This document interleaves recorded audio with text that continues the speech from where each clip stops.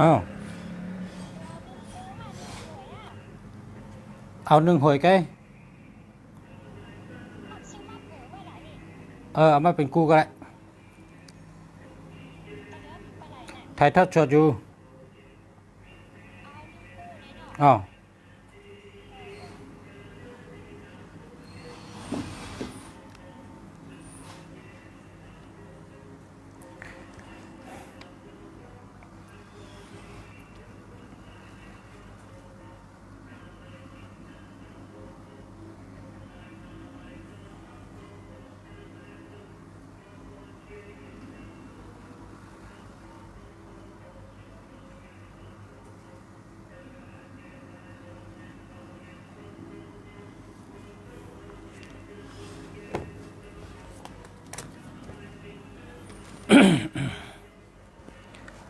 มาสงค่ามาส่งพ่อแม่พี่น้องกูก็กูก้นค่ะมาส่งตั้งเสียงค่ะมาส่งใต้ก็กูก็ค่ะฮักกูก็ค่ะมาส่งค่ะ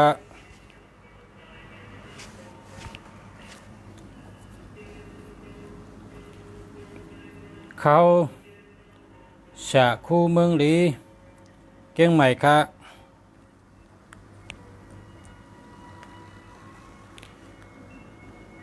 คำในเตลัดสองลองอุบต่อพ่อแม่พี่น้องเขา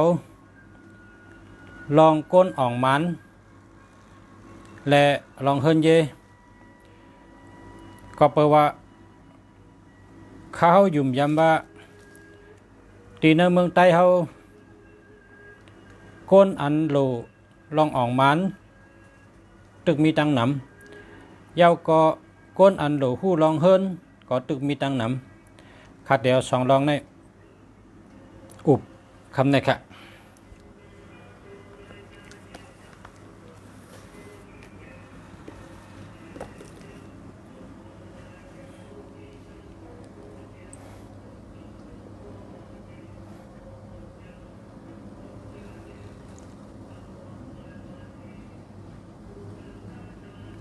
มาสงค่ามาสงค่าทำได้กันเพราะว่าเขายุ่มยำว่าตีนมึกก้นอันโลลองอ่องมันตึกมีตังหนำยับก็ก้นอันโลหู้ลองเฮินก็ตึกมีตังหนำขัดเดียวสองลองในอุบคำในค่ะ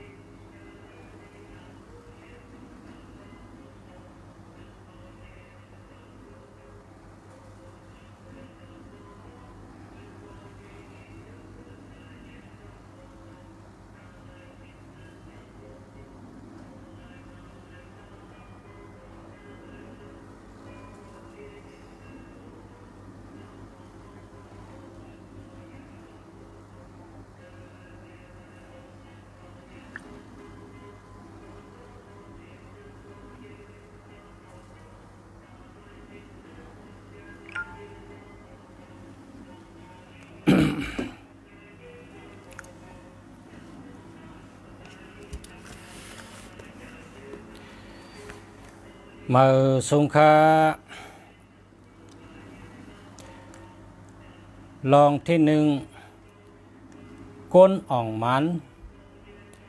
ก้นอันเหตุการณ์อ่องมันเขาก้นเหตุการณ์อ่องมันก้นเหตุการณ์ไล่ลองอ่องเป้ก้นเหตุการณ์อันเฮอเฮิง นรุมผ้าในเขามี EQ IQ 2 มิลเหมือนเปิ้นคนเฮาในพอเฮาเคยเฮ็ดลองสังเฮาโหลเจอจับตั้งอกตั้งเจอเสือแห้งเสือเจอคัดเจอเฮ็ดลองนั่นลาดก็ลาดลองนั่นวนก็วนลองนั่นคัดเจอเฮ็ดลองนั่นตาเสอย่าไปข้านดาราพอเฮาคัดเจอเฮ็ดลองอันเฮาใครเป็นนั่นสั่งว่าไปเป็นไปอ่องเพราะไหนจึงอย่าไปโป้อย่าไปกึดเฮาคัดเจอเห็นลอกลายเฮาฮู้ว่าจังหือเฮงอ่องมันได้เฮ็ดจังหือได้เฮาได้อ่องมันตีเฮ็ดจังหือตอนตาเตอ่องมันได้นั่นโหลเห็นฮู้นำโหลได้ยางคำลองอันกิดขวางกูเมียวการสังก็เย้ามันมีลองกิดขวางพอมีลองขวางเฮาเนี่ยเฮาจะได้หาตั้งคามเฮาป้นได้ลองกิดขวางนั่นข้อที่หนึ่งอย่าไปข้านพอเคยอ่องมันเฮาเฮ็ดก้นเห็นหูกูวันข้อที่สองเฮายางคามป้นลองกิดขวางกูเมียวสั่งว่ามีลองกิดขวางลองเลยเปิงเลยก็เย้าเฮาคามป้นข้อที่สามเฮายุ่มน้ำกัดเจ้าเก่าเฮายุ่มโตเจ้าเก่าเฮายุ่มว่าโตเจ้าเก่ากึ่งเถิกเฮ็ดไรเฮายุ่มน้ำกัดเจ้าเก่าเฮายุ่มตั้งเฮ็ดเจ้าเก่าข้อที่สี่เจ้าเก่าโหลหมอกับสืบเปิ้นและโหลหมอซับแรงในเปิ้นเฮาเปิ้นป่องเจอจอมลองว่าอันเจ้าเก่าเคยเฮ็ดลองสังกอลีลองเลยกอลีเฮาเจ้าเก่าหมอซับแรงในเปิ้นหมอสร้างล่างในเปิ้นเฮาเปิ้นป่องแจงแรงเจอและจางจอยเป็นแห้งเจ้าเก่าได้หลายผ่ายหลายตั้งเป็นตีนเป็นมือปันเจ้าเก่าก็ได้เป็นหูเป็นตาปันเจ้าเก่าก็ได้เป็นแขนเป็นขาปันเจ้าเก่าก็ได้เป็นตัวแต้นเจ้าเก่าก็ได้เพราะว่าเจ้าเก่าหมอซับแรงเฮาก้นก้อนนั้นป่องแจงแรงเจอจอมหนังเจ้าเก่ามีตังยังอันเจ้าเก่าลองเลยเตะตีเฮ็ดสังเตะเคยเฮ็ดลองเลยเตะอันเจ้าเก่ามุ่งมันตั้งใจตั้งข้อตั้งอกตั้งใจเฮ็ดตึกเฮ็ดอยู่ตึกคัดเจออยู่ตึกเฮ็ดอยู่ตึกคัดเจออยู่ก้อยกะไปถึงตียังไหมหน้าการอันเฮ็ดนั้นไปอ่องตึกแมนพ่องคัดเจอมือเฮาตึกเคยโหลตั้งใจแถมเฮาเปิ้นเป็นตีนเป็นมือปันเฮาก็ได้เฮาเปิ้นเป็นหูเป็นตาปันเฮาก็ได้เฮาเปิ้นเป็นแขนเป็นขาปันเฮาก็ได้ก้อยกะลองอันเจ้าเก่าเคยเป็นนั่นเฮาโหลซับแรงในเปิ้นเฮาเปิ้นป่องแจงแรงเจอพรหลีแลลองตั้งอาจูอาจองมันเฮาเปิ้นป่องแจงแรงเจอดีๆป้อเปิ้นป่องเจอเปิ้นได้จอยเจ้าเก่าไล่กูลองหน้ากันอันเจ้าเก่าเฮ็ดลองตั้งว่าเฮิงถึงตียังไหมลองอ่องมันนั่นก็ได้อ่องได้ก็ได้ถึงตีได้ง่ายๆเดจอยเจ้าเก่าไล่หลายลองหลายตั้งอยู่เพราะเจ้าเก่าหมอซับแรงและหมอเข้าหาเขาเข้าถึงเขาซับแรงในเขาเพราะในจริงเพราะเจ้าเก่าเข้าถึงได้เขาเพราะเจ้าเก่าคัดเจอเฮา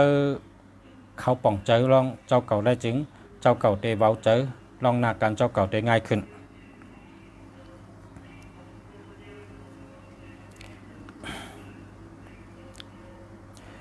ข้อที่ห้าอาจ้างตั้งยามเจ้าเก่าเมียวเหลอเปิ้นจึกเมียวเหลอโหลไลม่นเมเมียวเหลอมันเจอกับปันมันยักเมียวเหลอแลมันตกลื่นกับปันมันยักเมียวเหลอเจอเหลออันแม่นจอมเงาลายกับปันเมื่อเร็วในก็ เฮายอมรับพอยอมรับเฮาแหลกลายเฮามันเข้าจอมเงาลายกับปันเมื่อเหลียวและพ้องอันตึกเหตุการณ์ตัวเหลียวในได้อยู่พระเจ้าเก่ายอมรับอันเปิ้นลาดเนว่าเมียวเหลอมันคึดกราบเจ้าในเฮาหมอแหลกลายและยอมรับเฮ็ดจอมเฮาคึดกราบเฮาคึดตันเงาลายขิงย่ำเดี๋ยวได้พอเฮาขับขึงจอมเงาลายเฮาคึดตันได้เปิ้นจึงลองอันเปิ้นเข้าจอยนั่นมันก็เปิ้นเตรียมใจเตรียมข้อเสียจอยเปิ้นเตตั้งอกตั้งใจเสียจอยเปิ้นเตคัดใจใส่ข้อเสียจอยเฮาข้อที่6กลลักแหลมกูก็ในกลลักแหลมอันว่านั้นเขายอมรับกลลักแหลมอันว่านั้นเขายอมรับลองไหลก็ดีเพราะเปิ้นรัดเขายอมรับเพราะเขาหับเย้าเขากีดขวางเส้นตั้งเปิ้นเพราะเปิ้นจี้ในเส้นตั้งเขาปันเปิ้นจี้จังแรงเขาคัดขวางเส้นตั้งอันเปิ้นจี้ในเขาก้นลักแหลมอันว่านั้นเปิ้นใจโตสะมาหน้าเปิ้นใจลาเพราะเป็นก้นลักเปิ้นใจโตสะพอเป็นก้นลักแหลมเปิ้นใจโตสะลาก้นอันเอาโตสะออกแป้ในเปิ้นนั่นมันใจก้นลักแหลมเป็นก้นจันดิกสูงหลายๆก้อยมีตีดีนับถืออีสังเพราะว่าเขายังทิ้งใจเขาเลยเสือก็เป็นลมก็เป็นโตสะก็เป็นหมาหน้าก็เป็นโตสะก็เป็นเสือก็เป็นทัดเสือป้อมทิ้งใจไรใจกวนรักแหลม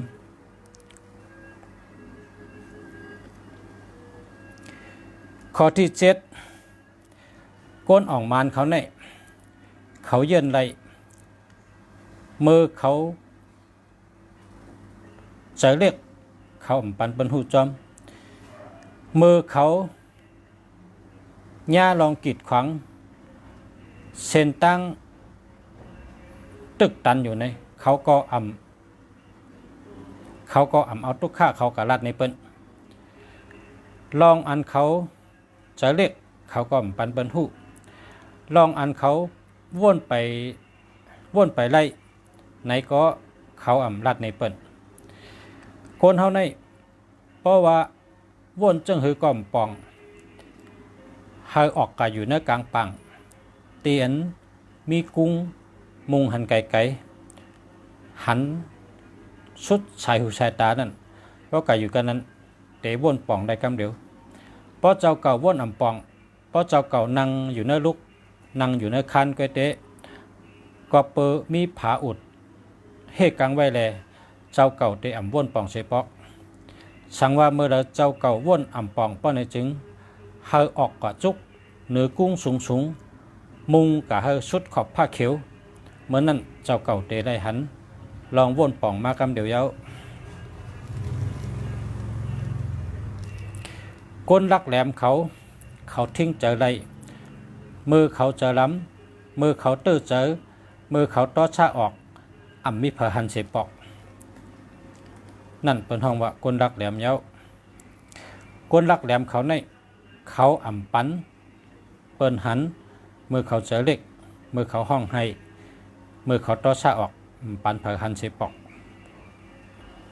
ก้นอันลาดออกต้อชาในเปิ้นนั้นใจก้นลักแหลม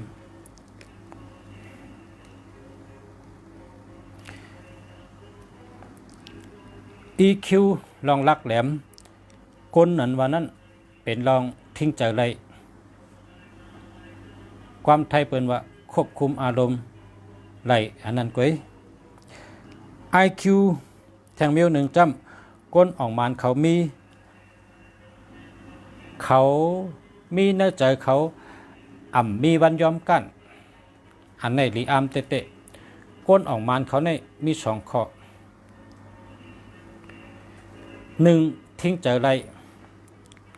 EQ ทิ้งเจอไร2 IQ เขาย่าลองกีดขวางตานหือเลยตานหือก็เยอะย่าลองกีดขวางตานใดก็เยอะเขาอ่ำใจตกซ้ำเปว่าใจตกเขาก็ย่อมปอซ้ำเปว่าอย่าผึดเขาก็ย่อมถอยเลยว่าเขามีน้ำกัดช่องรองในเขาเลยว่าเป็นผู้อ่องมันเหตุการณ์สังก็อ่องเปเป็นไรในเป็นตอนน้ำกัด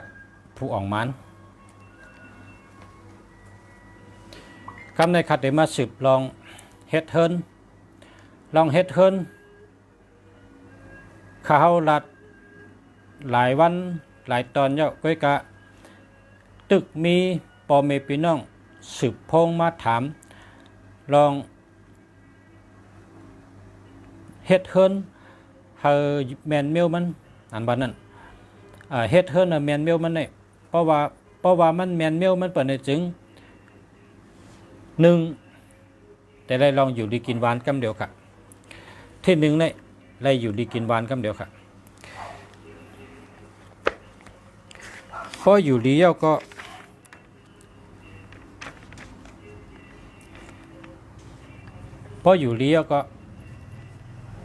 ได้ว่าเป็นอันแคมเตะข้อที่1พอเฮ็ดเฮิรนแมนเนลมันในจึงไปอยู่ดีเดแคม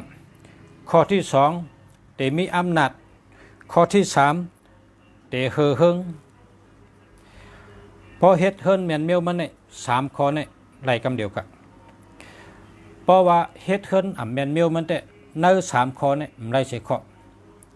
ไปอยู่ดีก็ไม่ไล่อำนาจก็มีเฮอเฮิงอันว่านั่นก็มีค่ะพอเฮ็ดเฮิรนแมนเมลมันเฮิรนหลังนั้นก้นเนอเฮิรนกูก็เตะไรหับพรดีไปอยู่ดีมีอำนาจเฮอเฮิง3รองเลยค่ะตอนตาเตะเฮ็ดเฮิรนเฮิงแมนเมลมันใน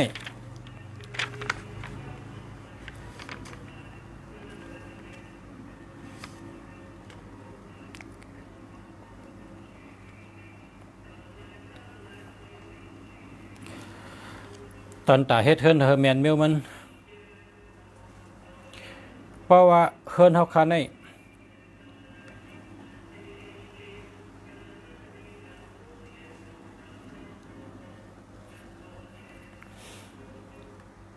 ปักเปิงห่างอันเฮาคาเฮ็ดนั่นเฮาเลยถามผู้ฮู้ลองตำวังเหี่ยวจังก้อยเฮ็ดเพราะถามเย้าเพราะเจ้าเก่าเป็นเจ้าเฮิรนเย้าก็เตได้เอาเจ้าเก่าดับตัดทางกุ้ยว่าเตเฮ็ดผังหางเฮิรนจังหือนะผังหางเตออกมาจังหือเฮิรนอันใครเฮ็ดนั่นเตได้เป็นเจ้าของเฮิรนก็ตัดสินใจเพราะว่าพอเจ้าเฮิรนเงาเฮิรนตัดสินใจเกียกลองเลยก็สั่งให้ลักษมาเขาเฮ็ดจังนั้นอันนั้นมันเตไรตั้งเจียวใจชื่อใจปุ่นตาก้นเฮ็ดเฮิรนก้อยกะพอเจ้าเฮิรนซ้ำปุ่นตาเตอยู่ดีกินหวานปุ่นตาเตมีอำนาจปุ่นตาเตเฮอเฮิง3นิ้วนะซ้ำพอเจ้าเฮิรนซ้ำโลไลเล็บเห็นลองจำปืนลอกะเพราะว่าคู่ปองว่าจำปืนลอกะนี่เฮ็ดเฮิรนจังไหนพรดีมันมีจังไหนเฮ็ดเฮิรนจังไหนพรจ่ามันมีจังไหนเพราะเจ้าเก่าคู่ลองว่าพรดีตั้งพรจ่าเย้าเจ้าเก่าก็สั่งให้ลักษมาเขาเฮ็ดเฮิรนปันเจ้าเก่าไรเย้าก็เพราะว่า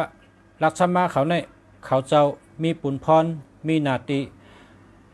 มาเฮ็ดปันเฮา1ให้มันขาม2ให้มันแคม3ให้เย้าตัวดีงาม4อาบมันก้นอยู่ตรงใดพอถึงขั้นที่1เขาก็เฮ็ดแคมขามข้อที่2เฮ็ดให้เย้าข้อที่3เฮ็ดให้แคมข้อที่4อาบเพิ่นเขาก็ก่อเป็ดลักษมาเขาก่อเขาไรเงินเอาก็เขาก่อลักษมาเขามาขึ้น ขำมัดด้วย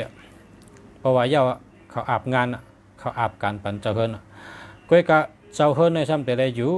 กว่าต่อโจต่อปันในเฮิรนหลังนั้นตัวเฮาก็ได้อยู่พอเมพี่น้องเฮาเจอเคอเฮานาเฮิรนเฮากูก็ได้อยู่เศร้ากินทั้งอิงปึงเฮิรนหลังนั้นกว่าต่อชุดโจปันก็เพราะฉะนั้นแหละเขาตึกชนพอเมพี่น้องเขาเฮ็ดเฮิรนเฮาฮู้ตีป่องมันเย้าจังก้อยเฮ็ดนะเฮาฮู้ตีป่องมันเย้าจังก้อยเฮ็ดเฮิรนจังไหนป่องว่าจังไหนเฮ็ดเฮิรนจังไหนพรดีมันมีจังไหนเย้าก็พรจะมันมีจังไหนเฮาฮู้ดีเย้าจังก้อยเฮ็ดเมืองอันเปิ้นขึ้นใหญ่เย้าเมืองอันเปิ้นมักมีเย้านะเปิ้นฮ้องว่าเมืองอันพัฒนาเย้าเขาปกป้องวันเมืองเขาขึ้นใหญ่มาสูงเขามักมีเย้าเนี่ยเขาเฮ็ดจังไหนเขาหนึ่งเป็นก้นหมักก้นมีหนึ่งแคนตัวแคมนะครับลองเฮ็ดตีอยู่ที่เช้าเนี่ย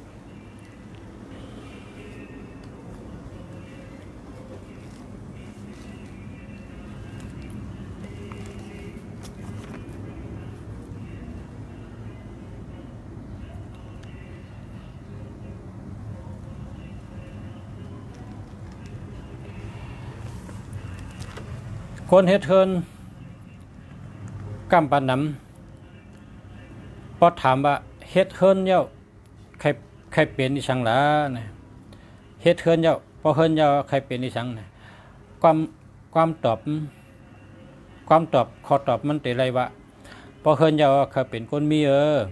พอเฮิรนเย้าเขาเป็นสัตว์เทนะข้อตอบกำนำได้ตอบจังได๋อันนี้ชลาว่าไปเจอชาลาว่าไปเจอขอตอบโดยเลยตอบว่าหนึ่งโดยเลยอยู่ดีกินหวานสองโดยเลยมีอำนาจสามโดยเลยเฮอเฮิงอันว่านั้นมันบอกว่าโลสังก็มีกุมเยอะนะโลสังใครเฮ็ดสังก็เป้จงเต็มทนอันนั้นเป็นว่าเฮอเฮิงข้อที่หนึ่งอยู่ดีกินหวานอันว่านั้นก้นเฮาคาในหมอหาเงินกูก็เป็นก้นหาเงินกัดกูก็เป็นก้นหาเงินเลียดกูก็หมอหาเงินกูก็ไล่เงินมากูก็ก้อยกะเพราะว่าเฮิรนเฮาในเฮิรนเฮานั้นพอมีผาเลออยู่อ่ำดีปานไหนจึงซ้ำไปว่าหาเงินได้มากก็คือก็เลยยาโตเซ็งกับก้อยหนังเก่าขาก็เพราะฉะนั้นข้อที่หนึ่งเนี่ยถูกดีลาดว่า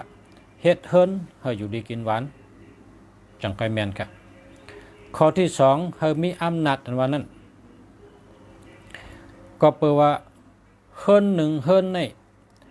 เราได้มีโหนาเงาเฮิรนหนึ่งก็ในเฮิรนหลังหนึ่งนั้นมีอำนาจเต็มทนเพราะว่าก็เลยก็เขามีอำนาจปานไหนจึงในเฮิรนนั้นอยู่เตอำจอเขาเจ้าพอหิมกันมีอำนาจนี่แต่ได้มีตีก็เร็วกันเพราะว่าเป็นเงาเฮิรนลาดเจ้าในก็แต่ได้ถ่อมแต่ได้เฮ็ดจอมความสั่งสอนเงาเฮิรนเพราะจังนั้นจังเฮิรนดังนั้นเป็นเฮิรนอันเป็นน้ำหนึ่งใจเดียวกันค่ะเพราะว่าเฮิรนหลังเหลอมีลองพร้อมกันหักกัน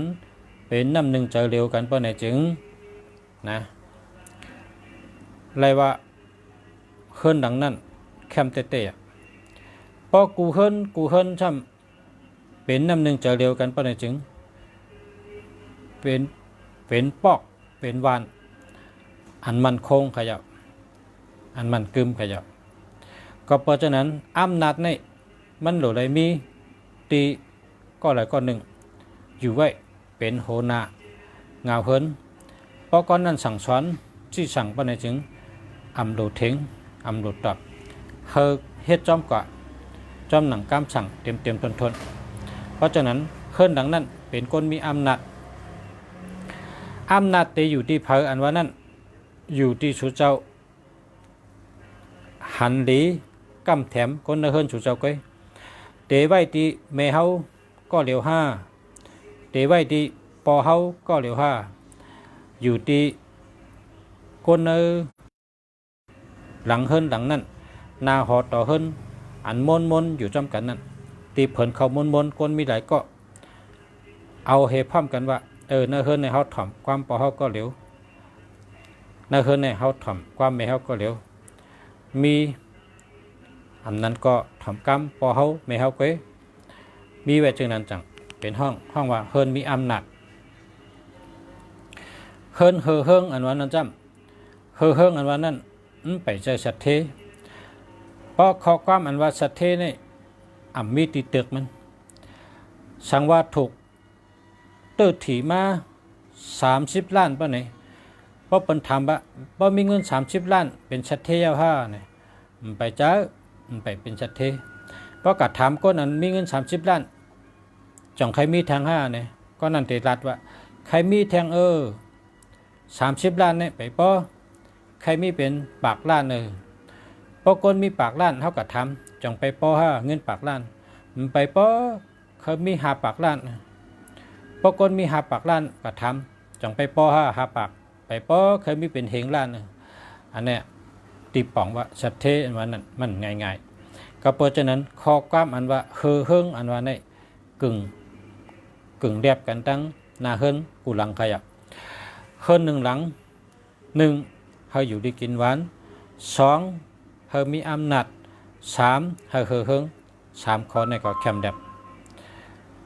เต็มทนเฮิรนเฮาคาอยู่เช่านั่นเพราะว่านาเฮิรนสังวานาเฮิรนเนี่ยมีเล่งป่าไว้อำนั้นก็มีอ่างน้ำไว้ปานใดจึงอ่างน้ำหนองน้ำนาเฮิรนเท่านั้นสังว่ามีผายไส้ก็นาเฮิรนนั้นมียิงมีอำนาจสังว่ามีผายขวาก็คนนาเฮิรนหลังนั้นผู้ใจมีอำนาจอจุนหลีเมตตาหลีลาบหลีอจุนแห้งเมตตาแห้งตั้งซ้ายตั้งขวาอันลุงสารัดนี่พอเขาลุกตั้งนอกเฮิรนเขาเตะไปเข้าเฮิรนผายซ้ายมือสังว่ามีอ่างป๋าตีเล่งป๋ามีนำไว้ปนไหนจริงเฮิรนหลังนั้นผายซ้ายมือพอมีก็ซอยให้ผู้หญิงในเฮิรนนั่นหลังนั้นมีลาบหลีมีอจุนหลีมีกรรมหลีมีปารามีมีอำนาจพอเขาลุกตั้งนอกเตะเข้าเฮิรนสังว่าเขาว่าผายขวามือมีตูเล่งป๋าอ่างเล่งป๋ามีน้ำเล่งป๋าไว้เพื่อนจริงนั่นซ้ำก็จอยให้กลใจในเฮิรนหลังนั้นกลใจจู่หลีลาบหลีเมตตาหลีอจุนหลีตั้งหักหลีมันเตสังว่ามีทั้ง2 ฝ่ายก็เตหลีทั้ง2 ฝ่ายคนยิงก็อจุนหลีเมตตาหลีจู่หลีลาบหลีสังว่ามีทั้ง2 ฝ่ายก็เตกั้มจอยทั้งสองยิงตั้งยิงตั้งใจลองเฮาเล่งป่านาเฮิรนเฮ็ดอ่างน้ำนาเฮิรนนะ เล่งป่าผูกหมอกโมอำนั้นก็น้ำตีมันล้นน้ำในมันขึ้นเหวล้นลงขึ้นเหวล้นลงขึ้นเหวล้นอุตาเชนั่นอันนั้นเนี่ยเป็นมังกราลีเตะเพราะว่าเฮิรนเผยเขาเฮ็ดไหนก็เฮ็ดไว้นาเฮิรนปอดตำไผ่ไส้นางยิงกามดีลาบดีอจุนดีปอดตำไผ่ขวากลใจกามดีลาบดีอจุนดีปอดตำทั้ง2 ไผ่ก็อจุนดีเมตตาดีทั้ง2 ไผ่ย่อป้อนในพอเขาติดเข้าเฮิรนเขาติดเข้าเฮิรนเขาลุกตั้งดอกเข้าเฮิรนเขาเนี่ยไผ่ใช่เป็นไผ่ก้นยิงไผ่ขวาเป็นไผ่ก้นใจเพราะว่าเขาลุกตั้งดอกเข้าเฮิรนเขาเนี่ยเพราะไผ่ขวาเนี่ยไว้นาลีเพราะในจริงก้นใจนั่นจ้าในเฮิรนหลังนั้น ว้นาลีเนี่ยอยู่ภายขวามือนาลีลงเพราะชื่อนาลีเนี่ยเฮานามันขาวเฮาตัว1ตัว2ตัว3หันดีๆนะอย่าไปเฮาอะไรวีตาตัวเพราะอะไรมึนตาตัวเข้มๆจังไกหันตัว1ตัว2ปานนั้นอันนั้นดีนาลีฉะนั้นเอา8นาลีโมเอา8นาลีที่อ่ำใจตัวกันนั้นคิดไว้หลายขีด2ขีดฉะนั้นก็เอา8ก็เพราะว่ามันก็เสริมมันก็กำจอยจุกลาบคนเฮาเพราะว่านาลีเฮากำจอยคนเฮามีจุกมีลาบมีเงินมีคำมีลาบหลีจูหลีลาบหลีอจุนดีเนี่ยนาลีจะได้หันแจงแดงตัว1ตัว2ตัว3หันง่ายเพราะหมักตาใจกะก็จำเพราะหันกำเดียวนะเพราะหมักตาใจกะจำเพราะหันกำเดียวนั่นน่ะมันเตกำจอยคนเฮาเสริมดงคนเฮาจอยให้คนเฮามีอจุนดีเมตตาดีลาบดีกามดีไว้นาดีภายขวาเพราะเขาเฮิรนมาภายขวาซ้ำมีหมันจำเข้มนะหมันจำมดเฉยภายขวามือบนในซ้ำคำในรายงานนะเฮิรนหลังเนี่ยกำรายชื่อคำรายชื่อคำเฮิรนหลังเนี่ยเกียกชื่อคำเนี่ยกำชื่อกำชื่ออันนี้ลองว่าก็ลูกตีพักดูเขาเฮิรนก็กะเพราะว่าห้ามเขาเฮิรนเหี่ยวก็แผ่ใช้มือเพราะใครไว้หมั่นจำว่าในจริงอันนั้นซ้ำปองว่า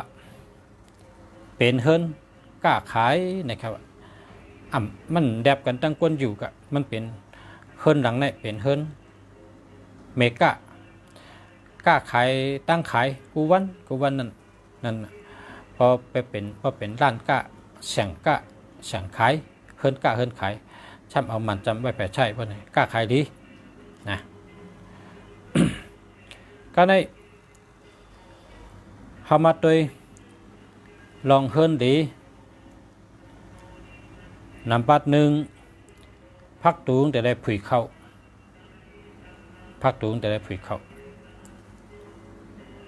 แต่ได้มีตีนพักตูจำเหือกพักตูตีนพักตูแต่ได้มีพักตูผุยเข้ายอก็เขาเมื่อกว่าเป็นโกงเฮิรนเมื่อกว่าเสมอญาทางภายหลงเพราะเมืองญาทางภายหลงอันนี้ก็พักตูแต่ได้ผุยเข้าเหมือนกันยอก็แต่ได้ขวางกันตั้งพักตูหลงพอพักตูหลงไหวตั้งหนึ่งพักตูห้องน้ำแต่ได้ไหวทางตั้งหนึ่งเย้าก็ตีนังอันที่เป็นนางพายนั่นนางพายอ่อนนางพายหลวงนั่นอันนี้ก็แต่ได้ไหวทางตั้งหนึ่งทางกุ้ยอย่าไปไหวกับตั้งพักตูหลงลาพอไหวกับตั้งพักตูหลงดีเฮ็ดทางก็มักมีได้นะกองหลังปัน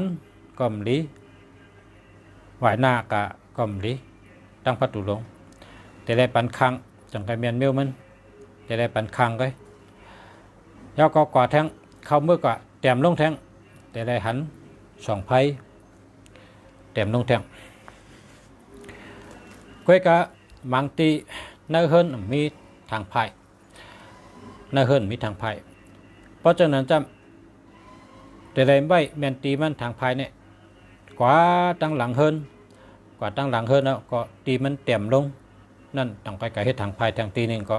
ไล่อยู่ก้อยกะแต่ได้เฮ็ดตั้งหลังเฮิรนนะแต่ได้เฮ็ดตั้งหลังเฮิรนนี่ค่ะข้อที่1พักตูข้อที่2ทางไพ่ข้อที่3 2ไพ่เฮอร์เมียนเมลมันยอพอเฮาเป็นเฮิรน2จั่นนะพอเฮิรน2จั่น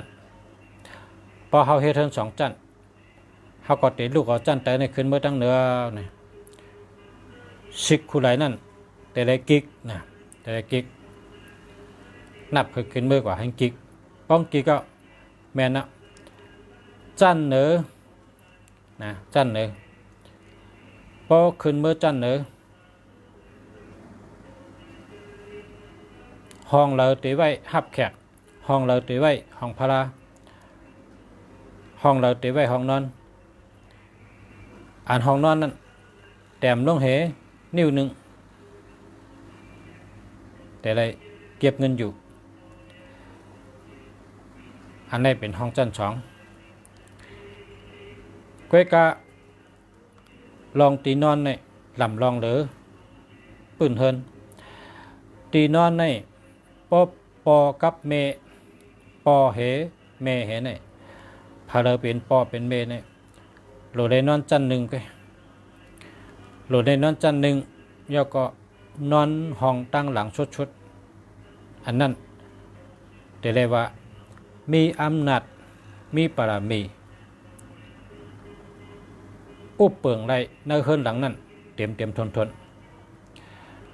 อุปเปิงไรในเฮิรนหลังนั้นเตรียมทนมีปรามีมีอำนาจราชสังก็เปิ้นถ่อมราชสังก็เปิ้นเอากามกูเมียวสั่งสอนลูกหลางก็ลูกหลางถ่อมกามกูเมียวเฮ็ดจอมกูเมียวเพราะว่า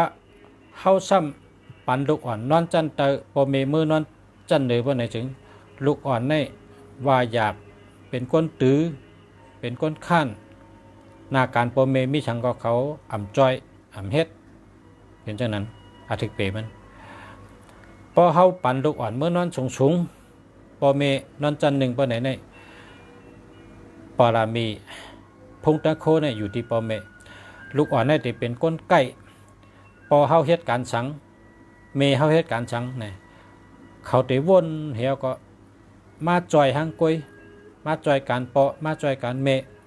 นะพอปันหลอนเมื่อนอนตั้งเลยเนี่ยเขาจอยปอจอยเมหักปอหักเมถอมกำปอกำเม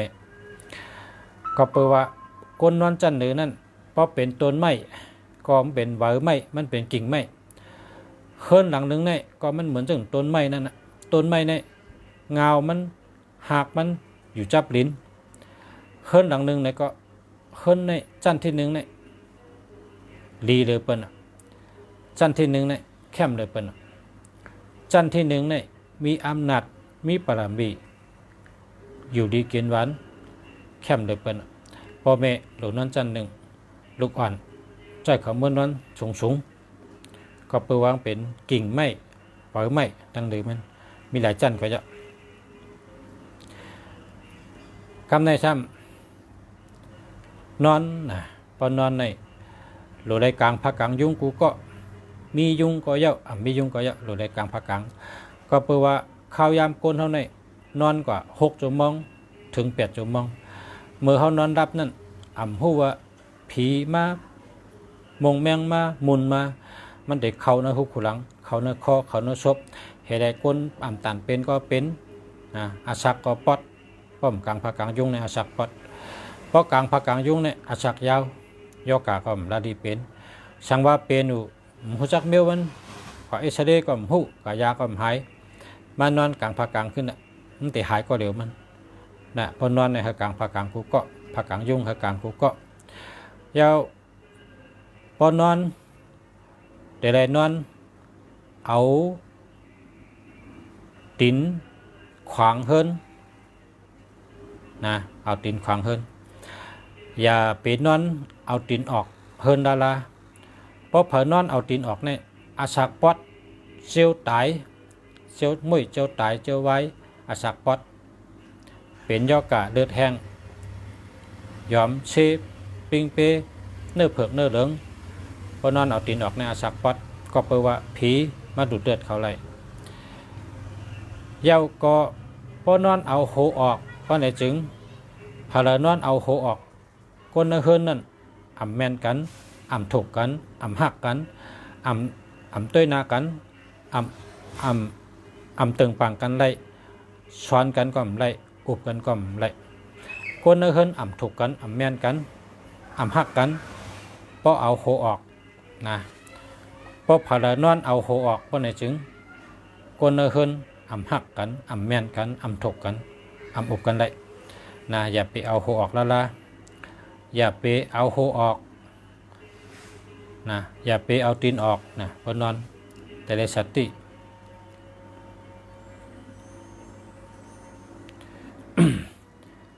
ลองเฮานอนสติ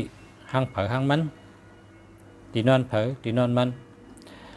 ตีนอนก็เฮาไว้ตีนอนเมียวเหลียวพอนอนเหนือ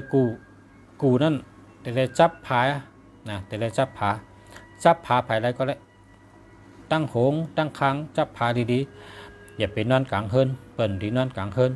พอนอนกลางเฮินเนี่ยไผ่ไรก็จับเพราะเนี่ยเปิ้นห้องนอนก้นตายนะนอนเอาตีนออกก็เปิ้นห้องนอนก้นตายนะทำดีเฮ็ดอะไรพอนอนเดี๋ยวเลยนอนจับผาจับตั้งไรก็เลยนอนจับผานะเย้าก็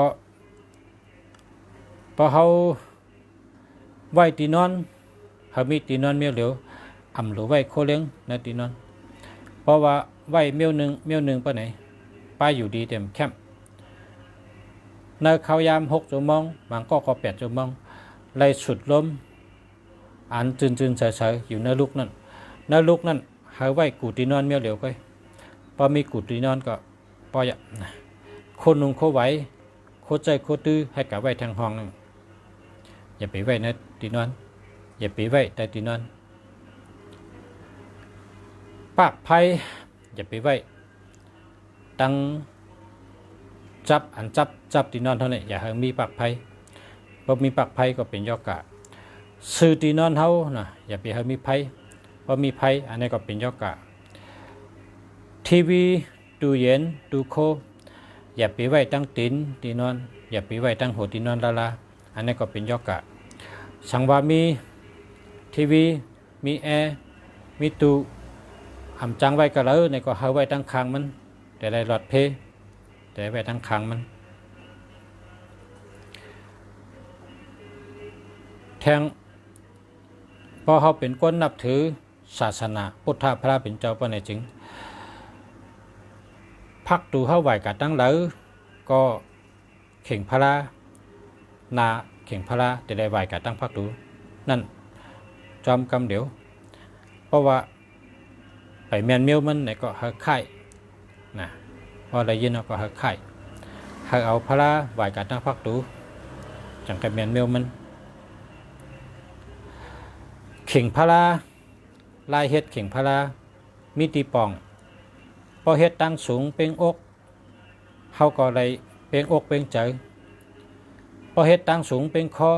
เฮาก็เลยหากินหาย่ำอิ่มต้องอิ่มเด้งง่ายดีพอเฮ็ดเป่งโหพุงตันโคใหญ่อันในมีอยู่3 ข้อเข่งพระเนี่ยเตียวสูงเป่งอกเตียวสูงเป่งคอเตียวสูงเป่งโหเนี่ยถ่อมตัวอธิเปมันเหเกียกผักเกียกมันเพราะว่าเกียกเฮาเลยหลีเปียงอกเปียงเจอเนี่ยก็เฮ็ดเปียงอกเพราะว่าเกียกเฮาหากินง่ายได้กินอิ่มต้องอิ่มเด้งเนี่ยก็เฮ็ดเปียงคอเพราะว่าเกียกเฮาพุงตันโคใหญ่เฮาเปิ้นนับถือเฮาเปิ้นนับย้ำเนี่ยก็เฮ็ดเปียงโหอันนี้ก็ตีป่องมันมีอยู่3 นิ้วเฮ็ดเข่งพระก้อยกะนาเจ้าพระนั่นแต่ได้ไหวออกตั้งพักตูนะแต่ได้ไหวออกตั้งพักตูนั่นพอเขามีโตเหตุการณ์โตทำงานโตเหตุการณ์นั่งเหตุการณ์ก็แต่ได้ไหวออกตั้งพักตูเหมือนกันค่ะเหมือนจึงเขาเอาพระไหวกับตั้งพักตูนั่นเนี่ยเหมือนกันนะลอกลายมัน กำในสังว่าพักตูคู่หนึ่งและคู่หนึ่งซื้อกันนะเพราะว่าพักตูคู่หนึ่งและคู่หนึ่งซื้อกันเนี่ยดีแล้วล่ะคนเฮิรนก็แม่นกันป้ายอยู่ดีก็แคบนั่งฮือแต่ได้อยู่ดีกินหวานนั่นลุงเสียเขามีเฮ็ดอันไว้แกงเสือไปพักตูนักกาไปพักตูอ้างไปพักตูอันนี้ลุงเสียเฮ็ดไว้อะเดี๋ยวก็พอเผยอะไรก็พอเผยมีพักตูซื้อกันเฮผู้จ้าเอาเมื่อไว้ที่พักตูเผยพักตูมันอ้างอันจะพักตูเสือเผือกเหงือกกลางลายอยู่ดีกินหวานหักกันพร้อมกันเป็นน้ำหนึ่งใจเดียวกันอยู่ในเฮิรนกัดเย็นพอเฮิรนเหลอไม่นะพอเฮิรนเหลอพออยู่ในเฮิรนในไม่นะเจิมเจาะพอกาดต่างตีได้นั่งเป็นชั่วโมงก็เลยแต่พออยู่กับเฮิรนเนี่ยนั่งให้10 นาทีก็แล้วใจขึ้นใจขั้นนะพออยู่เฮิรนเนี่ยใจไม่พอกาดต่างตีให้ใจกัดเนี่ยอันนั้นน่ะซื่อนักกาอันลุงเสียเฮ็ดนั่น เมื่อติดไว้พักดูกำเดียวนะเนื้อเฮินแต่ได้กัดเย็นพอเฮินเหลือไม่นะชื่อเสือชื่อนักกาเมื่อติดไว้เฮินนั่นแต่กัดเย็นกำเดียวเจ้าก็เจ้าคู่หลงนะเจ้าคู่หลงสุราชติก้อยคำอันนั้นเอาไว้ที่เขียงเพียเนื้อเฮินกัดเย็นดีแล้วก็เสือกับแล้วเสือกับหลาบอันนั้นก็ไว้ที่หัวพักดูเป้เพกูเมียวอันนั้นซ้ำผูกข้างกล้วยนะผูกข้างกล้วยเผือกกล้วยมันอันนั้นก็เอาไว้หัวพักดูให้ไหนไว้นะเอาไม้เอาแปนในตอกไว้มันแล้วก็เอาหมาน้ำเต้าในตั้มไว้เหนือไม้ให้ไหนนะไว้ที่หัวพักดูอันนี้ก็บอกว่าก็เป็นเพกูเมียวเฮกังไรเฮกังเพกูเมียวอันเข้ามาจอมก้นเขามันเต็มมาเข้าเฮิรนเขาไรเพราะว่าหมักน้ำเต้าเนี่ยมันมีหูไว้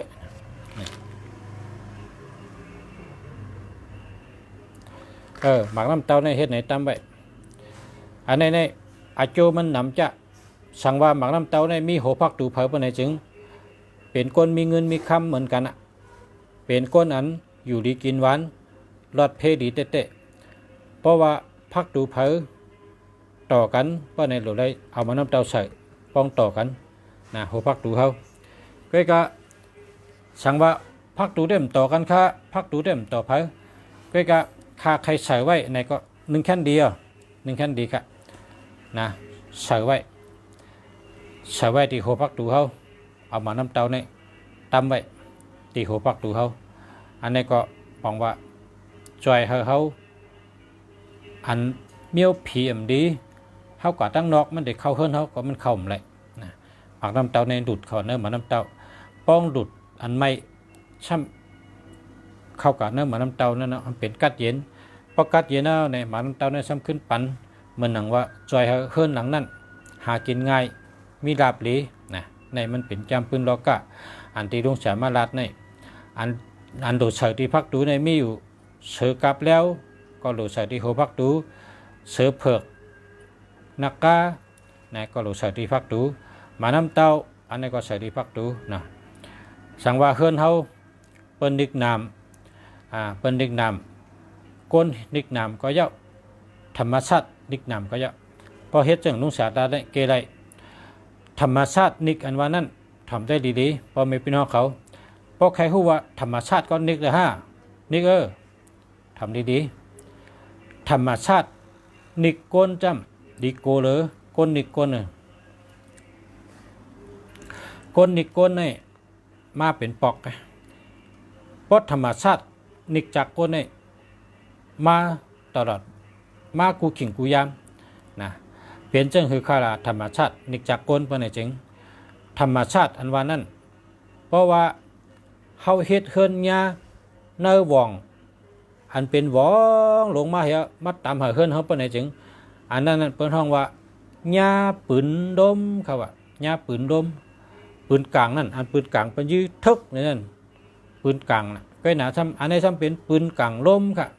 ลมในซ้ำมีหลักหนักเหี่ยเป็นปืนกลางมันยื้อเสือเฮิรนดังนั้นเฮิรนดังนั้นได้เผยอยู่ชื่อนั่นน่ะเป็นเมียวก้นเฮิรนได้เป็นยอกกะลาดเมียวมันได้ค่ะกำเป็นเมียวน่ะเปิ้นฮ้องว่าธรรมชาตินิกเคยนี่เพราะเผยเฮ็ดเฮิรนยาว่องลมเปิ้นฮ้องว่าปืนกลางลมอันนี้หญ้าตาเสียหญ้านำทนซ้ำเป็นเมียวแหลมมัดตำ5อำนั้นก็แหลมอันลอยเทลุกตำมา5อำนั้นก็ว่องห้วยเหอำนั้นก็ว่องล้มเหอำนั้นก็เล็กแหลมเหอำนั้นก็ไม่แหลมเหเมียวตำมา5นี่นั่นเป็นห้องว่าธรรมชาตินิกจักกะเครือเคินเหมือนกันก็กะปกก้นนิกจัก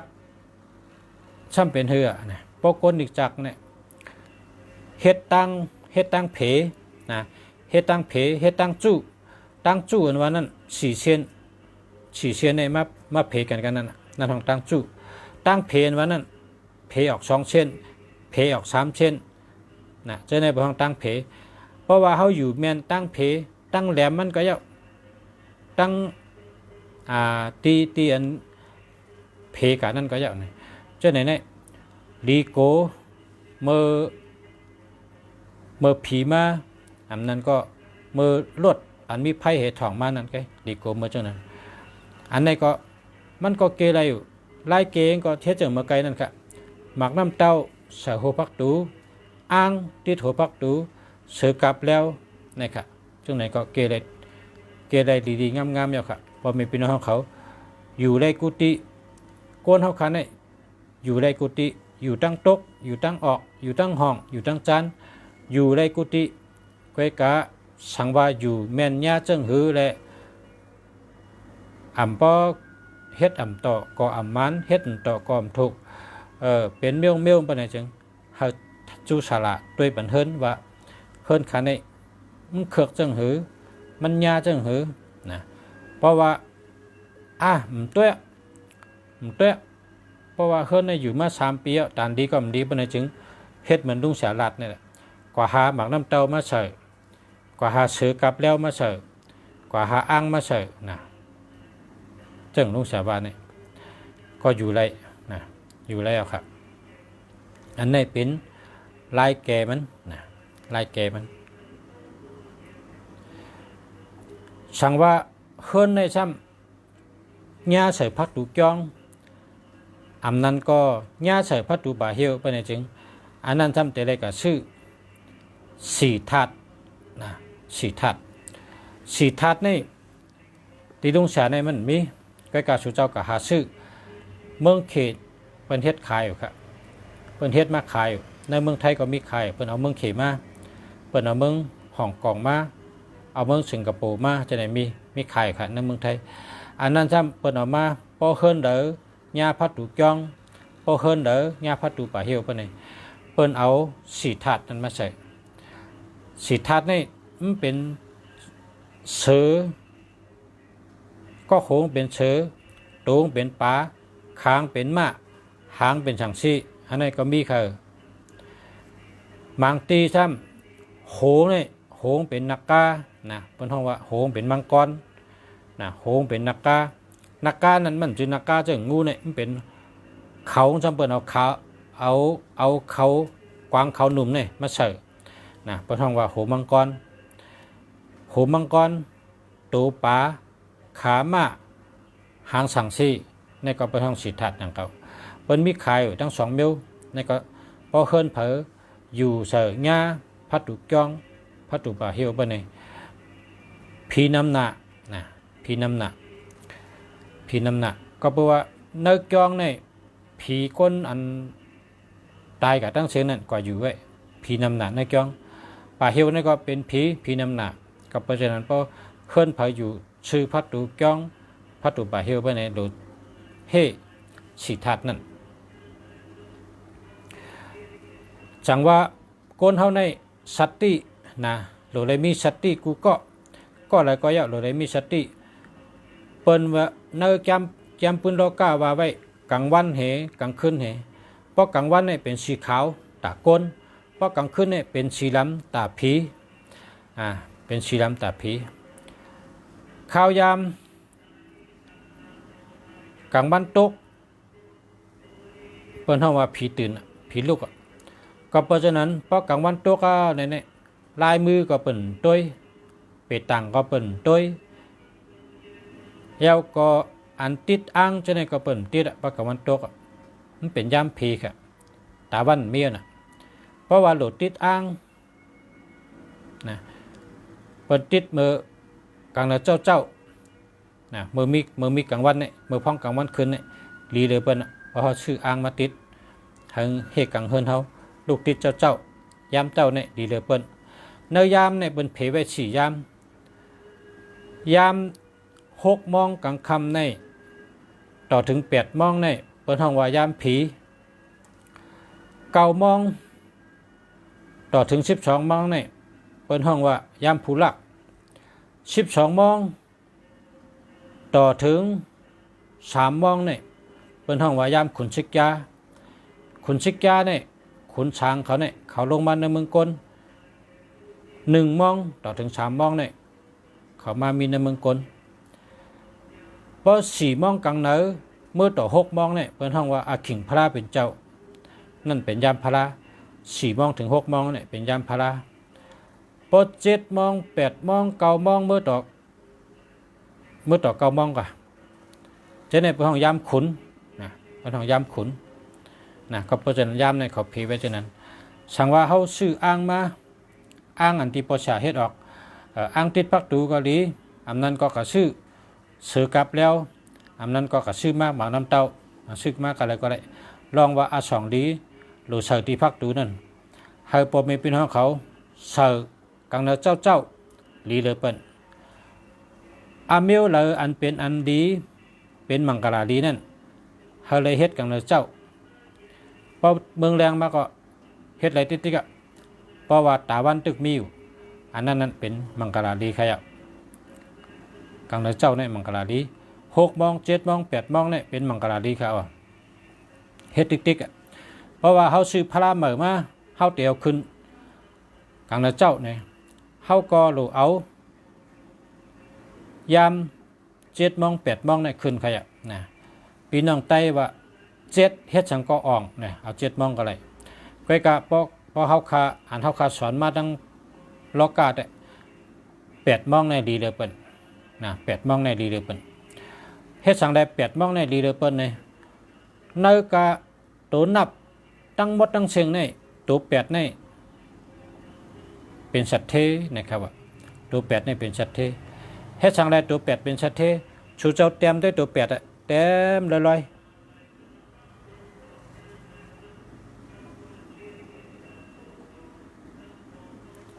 ชูเจ้าเต็มด้วยเต็มลอยด้วยเต็มเทิงๆด้วยเนียกนะเนียกเตะเนียกเข้มๆอย่าให้ขาดเต็มกะเต็มมาหลายหอบก็จะมันตื่นเป็นว่า2ตัวจับกันหนูติ๊กก็ตัว8เนี่ยก็เพราะฉะนั้นบ้องตัว8เป็นสัตว์เทมันเป็นมังกรลีค่ะเพราะ8 โมงเนี่ยมังกรลีเป็นยามสัตว์เท8 โมงเนี่ยนะเป็นยามมีมังกรลีอ่ะพอไตแพงแตงนะพอไตแพงแตงดูดผ้าเป็นเจ้าในไต2 ต้นแห้งและไต2 ต้นว่ามีในโลกาในมีตาวันเหมีเหลือนเหเขาปั่นปุดกันพอตาวันรับเหลือนก็แรงพอเหลือนแรงก็ตาวันรับเขาแลกกันมี2 นิ้วเป็นห้องว่าตาวันเหลือนหมุนเด็บหมุนเด็บโอ้เจ้าเนี่ยพอเขามาตัวก้น1ก็เตะมาที่2ก็มีปอเขาตั้งเมเขาเหเป็นก้นมาในก็เป็น2พอมาตัวทางมิ้วนะอันพี่น้องเขกเขาอยู่บ่2แห้งและกินเนี่ยเป็นไม่ถูกกิบกินจะไหนไม่ถูก2 ต้นกิบกินเพราะ2นั้นได้กินก็เพราะฉะนั้นดูเต้นแพงแต่งดู2 ต้นเพราะแต่เต้นหอมไต8 ต้นนะเพราะว่า8เป็นสัตว์เทตีป่องมันนะเขายามขึ้นนะตีป่องมัน อันนึกจำโลกาเนี่ยในจำโลกาเนี่ยเพราะว่าเมื่อกูปอกเนี่ยคุณหอคำกูเมืองอ่ะว่าคุณหอคำเมืองไทยว่าคุณหอคำเมืองเขตพอเปิ้นโลเฮ็ดเสาหลักเมืองเนี่ยเปิ้นกะหาก้นอันชื่อมันห้องว่าไอเขิงไอคำไอเขิงไอมันเปิ้นกะหาจังไหนมาเปิ้นกะมาเปิ้นกะห้องเขามาให้เอาก็เปิ้นมาอาบน้ำหมักคอนให้เอาปุดโคเผือกโคขาวให้เมื่อเปิ้นปกเสาหลักเมืองนั่นเปิ้นเอาก้นอันชื่อไอมันไอเขิงไอคำนั่นเสาหลักเมืองให้ตั้มลงลอยๆค่ะก็เพราะว่าซื้อมันเป็นมังกรน่ะไอมันในก็มันกึมนั่นน่ะไอเขิงในก็มันเขิงค่ำนั่นน่ะไอคำในก็มันดีกูเมียวคำเนี่ยนะในเป็นลายปกเสาหลักเมืองทุ่งจำคุณหอคำอันว่าคุณหอคำเขอันว่าคุณหอคำไทยอันว่าคุณหอคำเมืองเลยอ่านด้วยละเนื้อปืนล็อกกาเนี่ยเขาเตรียมไว้จังไหนต่อมาเสียเอาสลาเขาเนี่ยจังเยืองเอาดีคุณหอคำปกเสาหลักเมืองนั้นมาว่าพอเขากับซื้อโคช่องนะโคช่องอันเตะเขามาหอยไว้ตีเสียงขายโคนั่นพอเขากับหันก้นอันเอาแนงไงเอาแนงเอาเคจะเนี่ยเป็นเอาไส้จะเนี่ยที่เป็นเอาปลานั่นพอเขากับหันก้นเอาปลากวาดถามว่าพี่ไอ้ชื่อว่าเฮือเนี่ยพอก้อนนั้นจื้อดีนะพอก้อนนั้นจื้อดี ข้าชื่อไอ้ข้ามข้าชื่อไอ้ลาวข้ามว่าไงเขาซื้อเอาแนงมันอ่ะ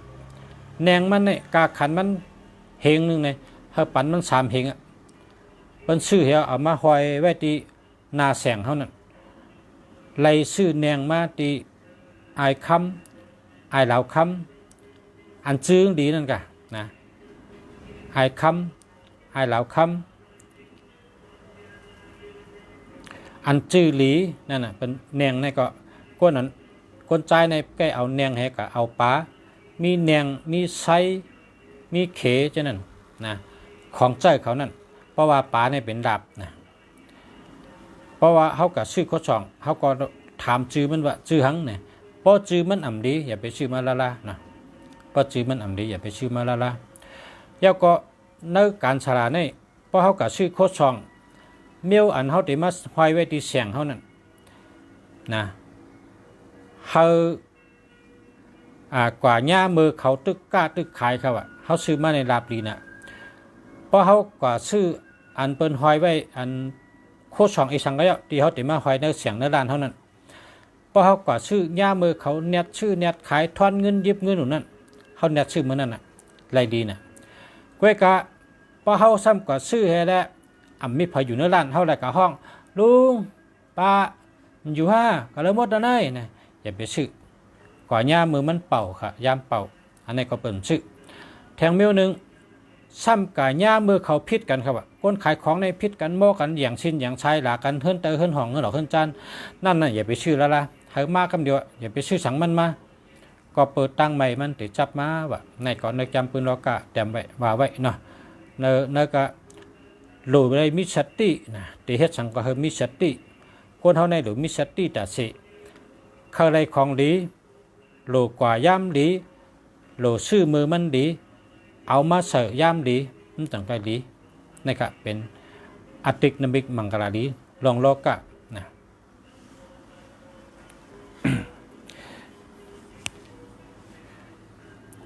กำในซ้ำลองเขาเดี๋ยวเอาถงเงินนะครับว่าถงเงินเนี่ยพอเขาซื้อมาถงเงินอันเหม่อเนี่ยเพราะว่าเขาซื้อมาเนี่ยเขาเอาเงินเขาเนี่ยใส่ไว้น้ำการหนังมันมีกันนำเพิ่นน้ำมันเขาก่อมจำหัวเพิ่นมีน้ำเกลือเมื่อวันเขาซื้อมันเขาใส่ให้ป๊บปื้อมันนั่งกองหลังเต่านั่นเฮิงป๊บกองอ่องตองไว้ถงเงินเหี้ยวใส่ไว้1 ขึ้นพอเมื่อพุกต้องไปเอามาเจออันในมิ้วหนึ่งพอซื้อถงเงินเหม่อเปิดเฮ็ดเทิงว่าพอซื้อมาเอาเงินใส่ไว้น้ำเงินตะการเงินเอามาเย็ดเฉยเขากล่องไว้เขาไว้ขึ้นนึงมาผู้ของไปเอามาเจอพอมาเจอเขาขึ้นเอาเงินนั่นจะนั่นขึ้นเก็บไว้ขึ้นตีนเขายำชิมไปนะเงินคำจะเนี่ยเป็นได้เอา2 เงินเข้ามามิ้วหนึ่งยาวก็ทางมิ้วหนึ่งทงสัตเทเขาป้าเนี่ยว่าสัตเทเขาในเขาป้าทงมิ้วเลยก็ยาวก็แปลว่าเขายำเสยเงินล้าน10 ล้านปากล้านมาสัตเทเนี่ยทงเขาเนี่ยกำในเพราะว่าสัตเทนั่นพอหูจักกันพอมืดกันเพราะไหนจึงเฮาลาดว่าพอลงสัตเทแหลกถงมาเลยนะถงยอกนั่นขาย้อนน่ะเนี่ยว่าถงยอกอันเขายำเสยเงินเป็นด้านเป็น10 ด้านเป็นปากล้านถงเงินเขาเกาหลีกระเป๋าเงินเขาเกาหลีว่าอันเขายำเจอมาหึงหนาวเหี่ยวเขายำเฉยเงินเฉยข้ามมานำนั่นอันนี้ก็ขึ้นมาพอไหลมาเนี่ยขึ้นมาลุ่มล่าดีตีเหลือมันป่องก็มาเอากล้วยชุกตาตาหักเด็กคำขึ้นช่องไว้ครับว่ามันเป็นถัดมิ้วหนึ่งก็ปึกความไตเขาว่าเนี่ยโดนไม่โดนเลยยามออกเฮ็บพอถึงขิงมันตื่นเตะออกเฮ็บนะกระเป๋าเงินถงเงินชัดเทเนี่ยเขายำใส่มาปื้อองตึงเนี่ยมียาวข้าวหึงก็พอถึงวันมาในเก่าเขาสมีเงินเขาก็ดูอันแรกกันมาเพราะเผยหูจักเผยอยู่จำก็อันนี้ก็ย้อนช่องไล่อยู่อันนี้ก็มีในจำแล้วก็เหมือนกันเนาะแทงมิ้วหนึ่งแทงมิ้วหนึ่งเพราะว่า อันเปิ้นเฮ็ดหอยอันเอาต้องเอาหลอดต้องเอาหลอดตานอันนึงและอันนึงเป้งกันนะเปิ้นเฮ็ดเป็น8อันเปิ้นเฮ็ด8อันแล้วก็เปิ้นหอยไว้หน้าเฮิรนพอลมมามันได้หมดติ้งต้องติ้งต้องติ้งต้องติ้งต้องติ้งต้องนั่นอันนั้นน่ะดีน่ะพอพ่อแม่พี่น้องเขาหมอเฮ็ดเอาหังก้อยเผือกก้อยมันก็ได้เปิ้นเอาเล็กเปิ้นเอาต้องเปิ้นเอาตานเฮ็ดไว้มันมี8ป๊อดแต่มันเป้งกันให้ป๊อดนะเป้งกันให้ป๊อดนั่นแต่กว่ากันนึงอีกเดียวก็เปิ้นเอาไม้ใส่ไว้พอลมมาเนี่ยมันติดต่อยกันติ้งต้องติ้งต้องติ้งต้องนั่นอันนั้นไหนมันมากกะแล้วในกะว่าจะไปต่างเขาในกว่าหันตีกองตีกองมูเนี่ยปอกจำกองมูเมื่อก่อนเนี่ยนะเมื่อกูปอกในบนหอยหิ่งว่ากองมูเนี่ยเชิงรวมปัดเวอไม่ย่องกับย่าหิ่งนั่นติ้งต้องติ้งต้องติ้งต้องป้องหลังกัดถึงเลยเนี่ยเมี่ยวอ่ำดีก็ปลายกับไก่น่ะนะเมี่ยวอ่ำดีก็ปลายกับไก่น่ะมาจำกองมูเลยก็เปว่าเสียงหิ่งติ้งต้องติ้งต้องนั่นแทงเมี่ยวหนึ่งช่ำเป็นลาบนะครับเป็นลาบเพราะเคลื่อนเดือคอยไว้เนี่ยลาบหลีเปิ้นห้องว่าหิ่งเงินหิ่งคำเหมือนกันค่ะอันนี้ก็หิ่งเงินหิ่งคำเหมือนกันเพราะหมอเฮ็ดอันนี้เฮ็ดทั้งกล้วยน่ะมันมีเขาขาดมีขายค่ะเขาขาลัดเนี่ยตีปองมันก็อันนี้เปิ้นเฮ็ดเอา8ป๊อดนะเฮ็ดอ่ำเป้งกันเสียอันพอลมมาเนี่ยมันติดต่อยกันทั้งกล้วยนะอัน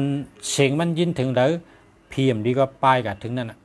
ยาวเข็มก้าแทงเบี้ยวมันขึ้นเฮ็ดให้คนอันหอยไว้ที่พักตูนั่นขึ้นหลังนั้นมีมังกรดีมังกรแมทในมีลาบดีเงินคำนะครับเนาะคำในตันเอาฮะอาเข่งเตรียมอ่ะมาพกไกลาได้ไหมเนี่ยก็คือแทงเบี้ยวนะอาเข่งเตรียมมาเขาว่าเพราะฉะนั้นก็เมื่อพกไกอุบเป็นแทงใบลองเมื่อพกป้อมลืมก็ได้อุบลองเจ้าเปิดเงินเจ้าเปิดคำก็แปลว่าเจ้าเปิดเงินเจ้าเปิดคำในมีพี่น้องเกียกนะขัดขึ้นมาอุบลองกกไก่ลองไว้ป้อมลืมก็มาพกกระดาษกันมาเนี่ยเข่งเตรียมก็ยินดีเงินจอมค่ะพ่อแม่พี่น้องเขาที่มาถ่อมเขาเสียคุ้มเมืองดีรัดรายการ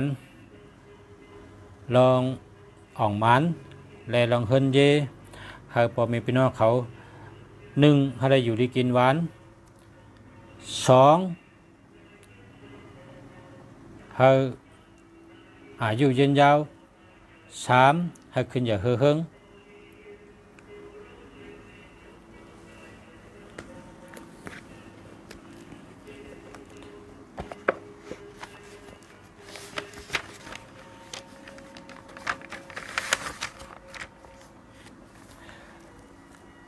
ข้อที่1